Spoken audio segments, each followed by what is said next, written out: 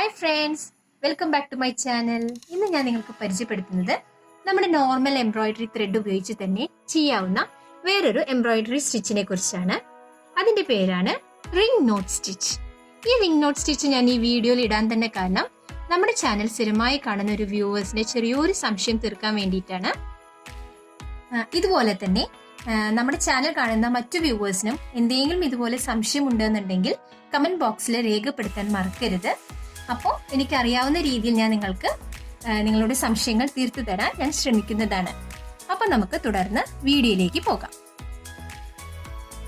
സൂചി മെല്ലെ താഴ്ത്തുന്നെടുത്ത് ശേഷം സൂചിനെ ഒരു വട്ടം ചുറ്റിയെടുക്കാം. നമ്മൾ റിംഗ് നോട്ടല്ലേ ചെയ്യുന്നത്, അപ്പോൾ ഒരു വട്ടം ചുറ്റിയെടുത്താൽ മതി.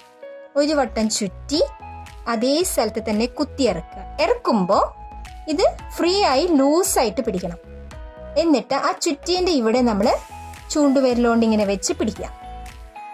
എത്രയാണോ വലുപ്പം വേണ്ട റിങ്ങിൻ്റെ അതിനനുസരിച്ചാണ് നമ്മൾ ഇറക്കേണ്ടത്. എന്നിട്ട് മെല്ലെ താഴ്ത്തുക.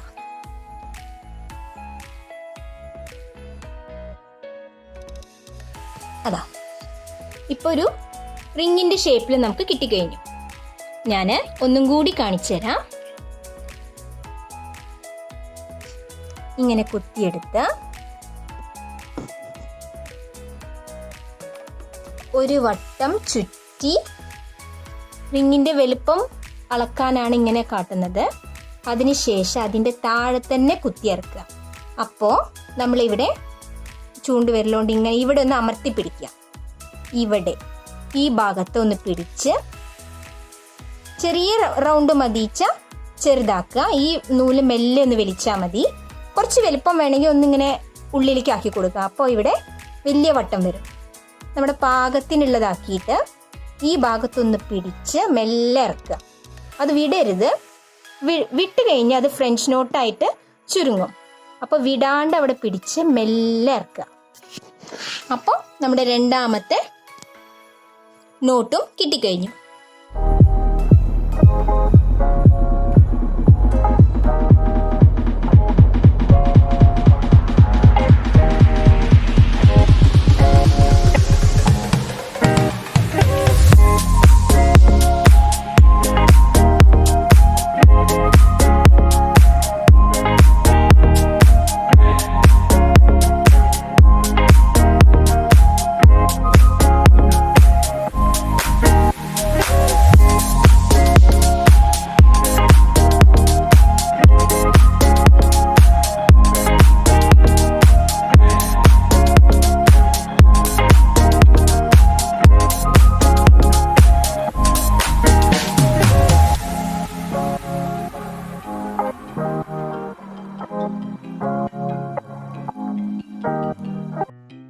അപ്പോൾ ഇങ്ങനെയാണ് റിംഗ് നോട്ട് സ്റ്റിച്ച് ചെയ്യേണ്ടത്.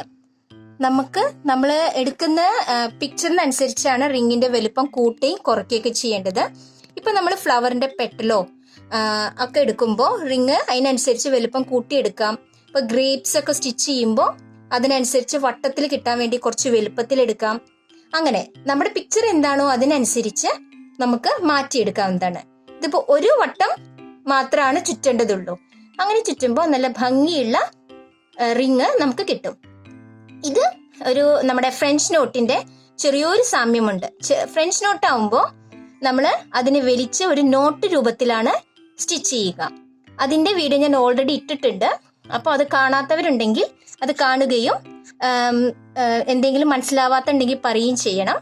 അപ്പൊ അതിന്റെ ലിങ്ക് ഞാൻ ഡിസ്ക്രിപ്ഷനിൽ ഇടുന്നുണ്ട്.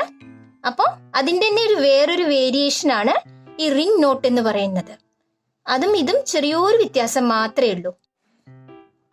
നമ്മുടെ മക്കളുടെ ഉടുപ്പിൽ സ്റ്റിച്ച് ചെയ്യുമ്പോൾ നല്ല ഭംഗിയിലുള്ള ചെറിയ ചെറിയ ഫ്ലവേഴ്സ് ആയിട്ട് തുന്നാൻ പറ്റിയ അടിപൊളി സ്റ്റിച്ചാണ് ഈ റിംഗ് നോട്ട് സ്റ്റിച്ച് എന്ന് പറയുമ്പോൾ. ചെയ്യുമ്പോൾ ഒന്ന് ശ്രദ്ധിച്ച് ചെയ്യണം എന്നേ ഉള്ളൂ. കാരണം അത് ചുരുങ്ങി ഒരു നോട്ട് രൂപത്തിലാവാൻ ചാൻസ് ഉണ്ട്. അപ്പൊ ആവാണ്ട് നമുക്ക് കിട്ടണം എന്നുണ്ടെങ്കിൽ വളരെ ശ്രദ്ധിച്ച് വട്ടത്തിൽ വെച്ച് ഉള്ളിൽ കുത്തിക്കഴിഞ്ഞതിന് ശേഷം എത്രയാണോ വട്ടം വേണ്ടത് അതിനനുസരിച്ച് വെച്ച് ഈ ഭാഗത്ത് നമ്മൾ ചൂണ്ടുവിരൽ വെച്ച് പിടിക്കണം. എന്നാൽ മാത്രമാണ് റിങ്ങിന്റെ രൂപത്തിൽ വരുള്ളൂ. എന്നിട്ട് മെല്ലെ താഴ്ത്തി കൊടുക്കുക. മെല്ലെ വലിച്ചെടുക്കുമ്പോൾ കണ്ടോ ഇങ്ങനെ കറക്റ്റായിട്ട് റിങ്ങിന്റെ രൂപത്തിൽ വരും. ചെയ്ത് വരുമ്പോൾ ഇങ്ങനെ പൊന്തി നിൽക്കും. അപ്പൊ നമ്മൾ മെല്ലെ താഴ്ത്തി കൊടുത്ത് നല്ല വട്ടത്തിലാക്കി വെക്കുക. ഞാൻ ഒന്നും കൂടി കാണിച്ചു തരാം.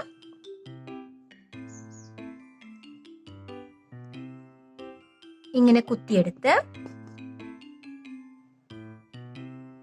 സൂചിനെ ചുറ്റുമ്പോഴാണ് ഇതില് റിംഗ് നോട്ടിൽ ആകെ ശ്രദ്ധിക്കാനുള്ളത്, സൂചിയിൽ ചുറ്റി കുത്തുമ്പോ ടൈറ്റ് ആവരുത്.